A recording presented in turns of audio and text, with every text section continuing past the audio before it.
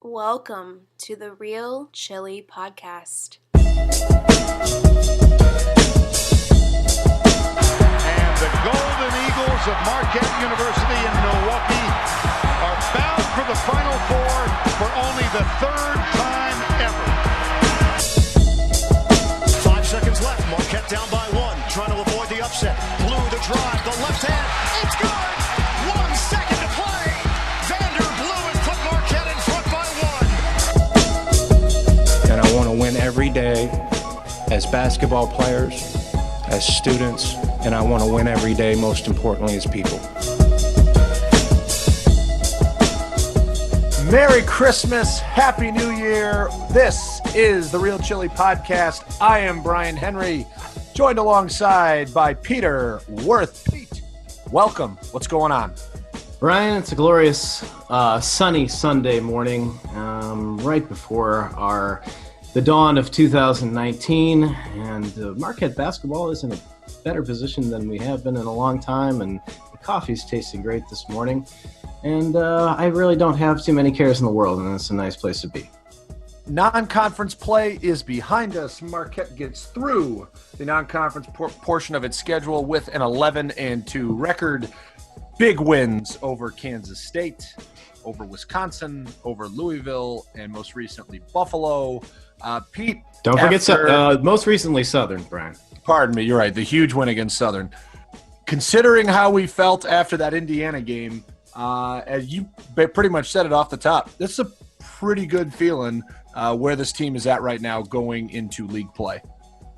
Well, if you listen to our colleagues, Michael Lavender and Peter Mohan's pod with Paint Touches, they dug into you a little bit, as they have been known to do, about your gall over that Indiana loss. I mean, I think it was a perfectly reasonable reaction, and the majority of this fan base felt it. Pardon me for wearing my heart on my sleeve a little too much.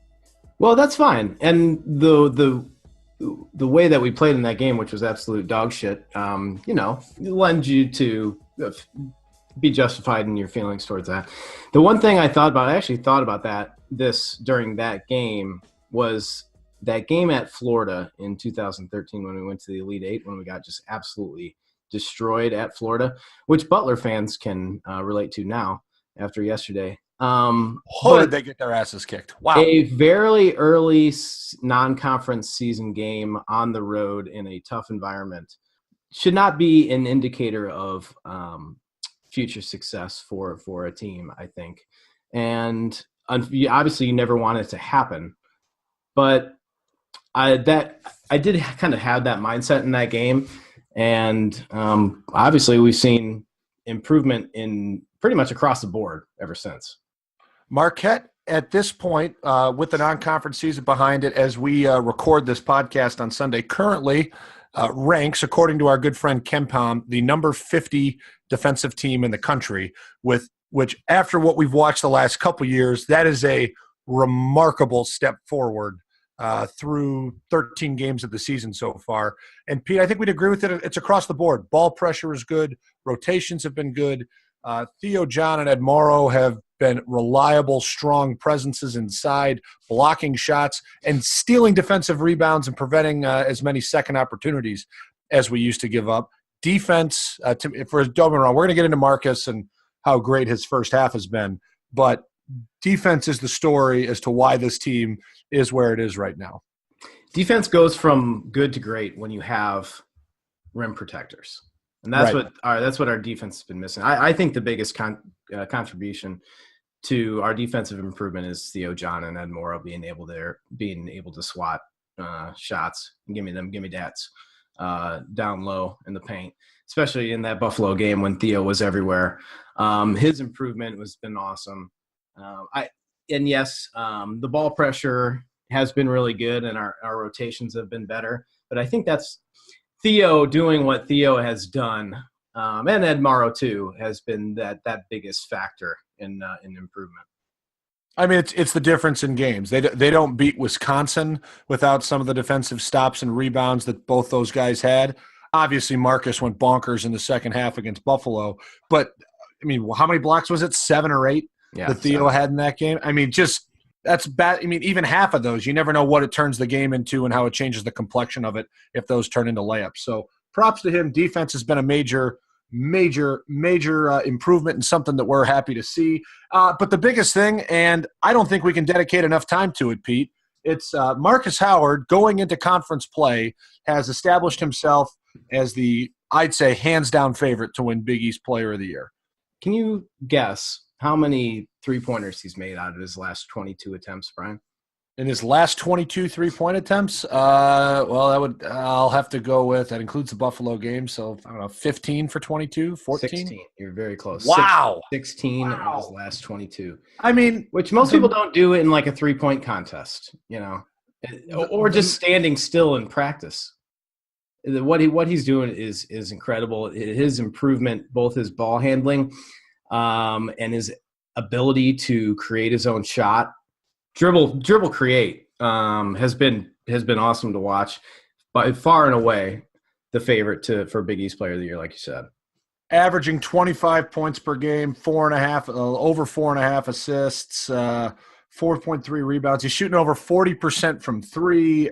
For as good as we've seen him at different stretches, this is as well as he's played in a Marquette uniform, which bodes well going into league play, which is the purpose of this podcast. Now, you've already listened to the guys talking to Paint Touches, where I was so cruelly slandered on that podcast, Pete, which you already pointed out. Mm-hmm. So those guys did a great job previewing the league. Pete and I will kind of focus in here on St. John's and offer a couple of more big picture points. Let's get into St. John's. We are recording this podcast a day after Big East play already opened.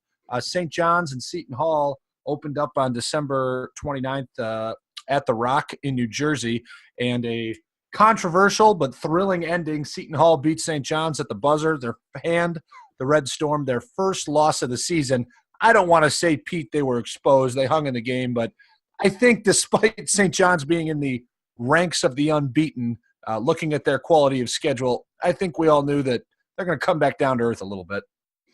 Yeah, everybody kind of expected it with the garbage non-conference schedule that they played. Let's take a look at their two biggest wins here. At Rutgers is their only true away game, which they won 84-65. Rutgers better than they have been, but still Rutgers. And then VCU in a neutral court, or a semi-home, I guess. So that was probably played in the Garden. And then they beat Georgia Tech by 3, who is not good this year. They have a similar team that they've had in years past, where they cause a lot of mismatches because they are lengthy and athletic. But this team particularly lacks one pivotal point, which we were just kind of talking about, and that's a shot blocker. They kind of go fairly high with Ponds at 6'1", Heron 6'5", Marvin Clark's at 6'7", Simon 6'5". So they got length across the board, but nobody that's that interior presence that of a Theo John or of shot blockers that they've had in the past. Despite the disappointment that was last season, Marquette had themselves in a position, if they rattled off their final 6 down the stretch last year, they might have played their way into the tournament. And 2 losses in that stretch that pretty much kept them out was the one at DePaul, which we'll never forget, and the Shamorie Ponds extravaganza in Queens at St. John's, where he just tore through Marquette's defense, believed to the tune of 40, 45 points, somewhere in that neighborhood. This is a guy they've never really been able to guard effectively.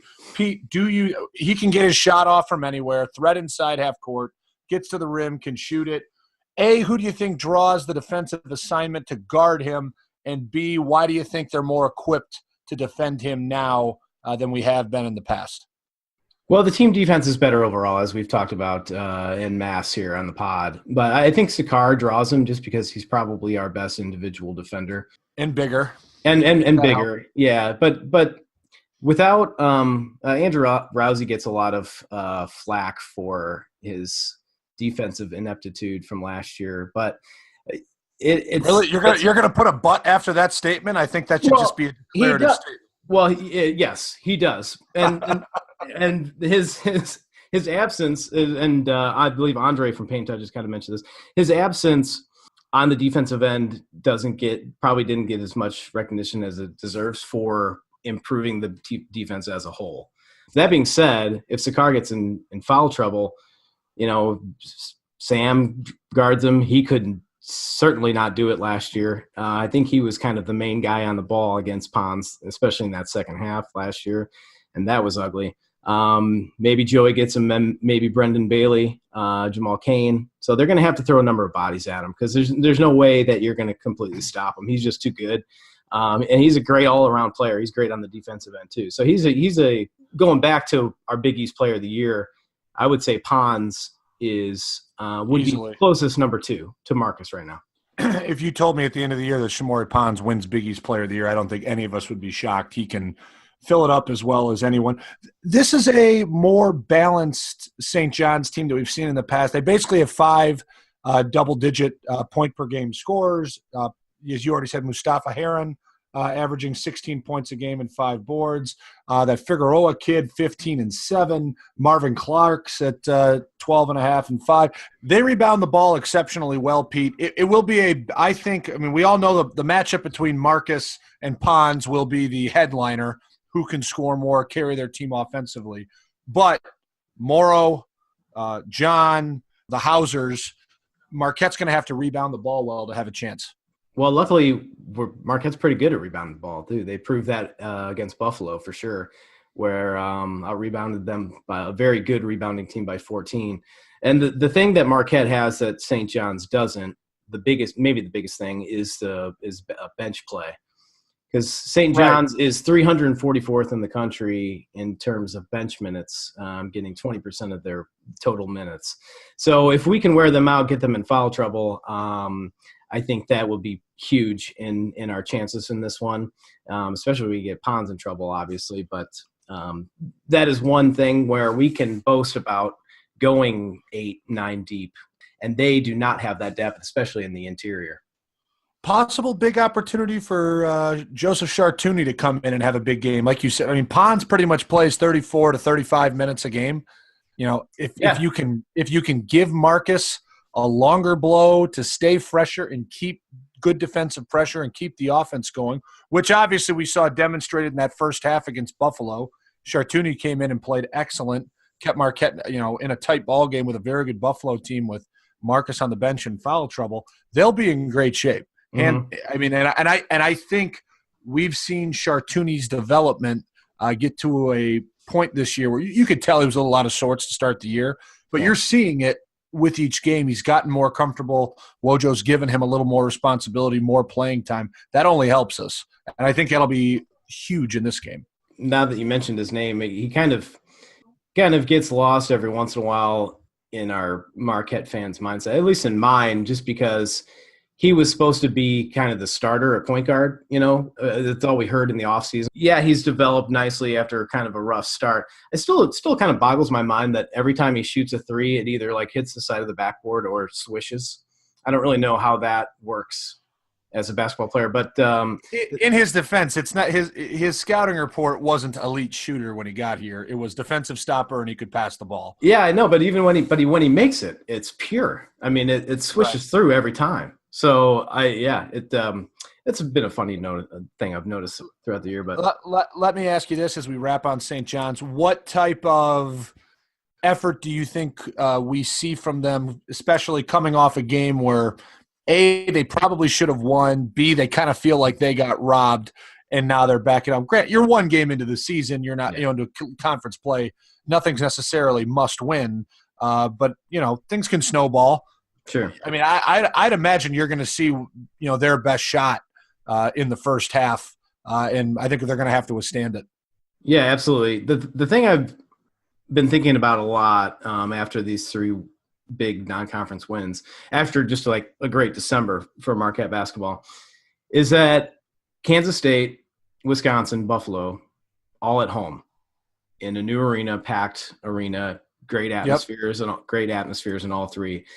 We haven't played a true road game since Indiana. We know what happened there. So how does this team come out against a possibly energized St. John's team after that grueling loss to Seton Hall against a rival? It'll be a big test. especially in the Carnesecca Arena. That's a small, intimate arena. They've always kind of struggled there. It seemed to me. I know they've gotten a couple wins. That Jimmy Butler shot was memorable, but it's a tough place to play. And so I think in the first 10 minutes of the game will be a big indicator on how the rest of the game will play out. Absolutely. We'll wrap it up with this, with a couple of big picture thoughts. We said this after the Buffalo game as we kind of talked about, changing and elevating your expectations.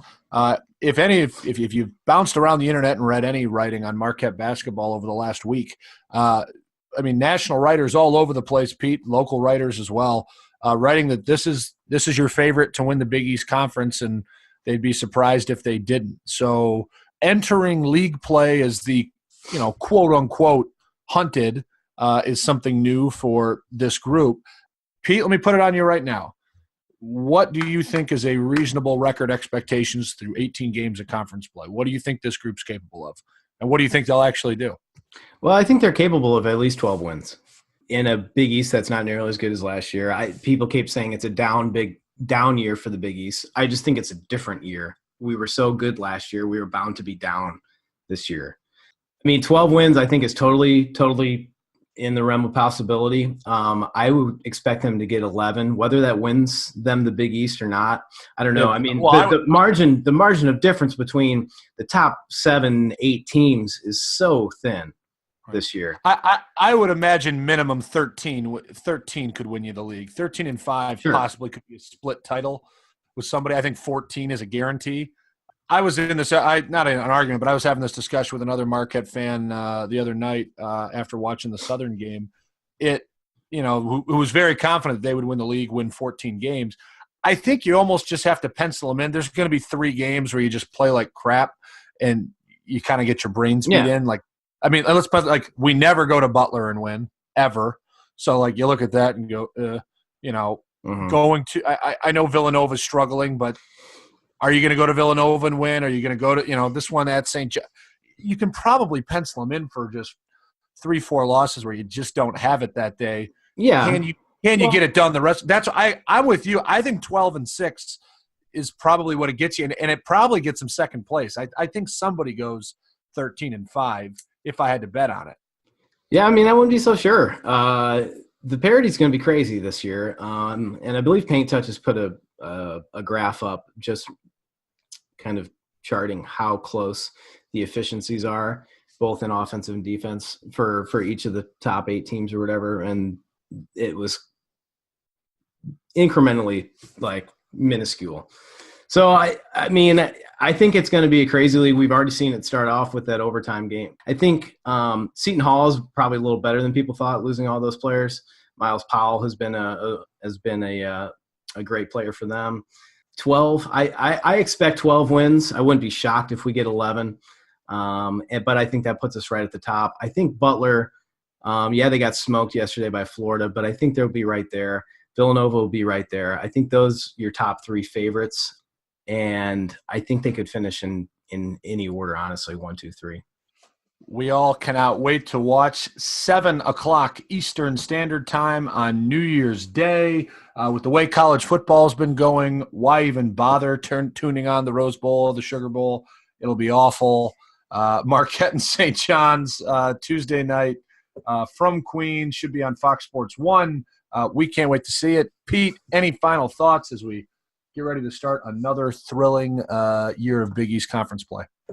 Yeah, if Marcus Howard doesn't miss any more shots in this game, I think we have a very good chance of winning. That's some astute analysis on your part. Sure. And here comes the nitty-gritty part of the season. This is the kind of the time where we all just the excitement level really kind of ramps up, and we get a big tough Big East battle, every 4 or 5 days or whatnot. It's the best time of year for college basketball for sure, the conference play. I'm with Pete. I think this league is going to beat itself up. Hopefully we see around 5 to possibly 6 teams fight their way into the NCAA tournament, and it sure wouldn't be bad to see Marquette at the top of it. For Pete Worth and everyone that contributes here at the Real Chili Podcast, I'm Brian Henry. Go Marquette, beat St. John's. We'll talk to you on the other side.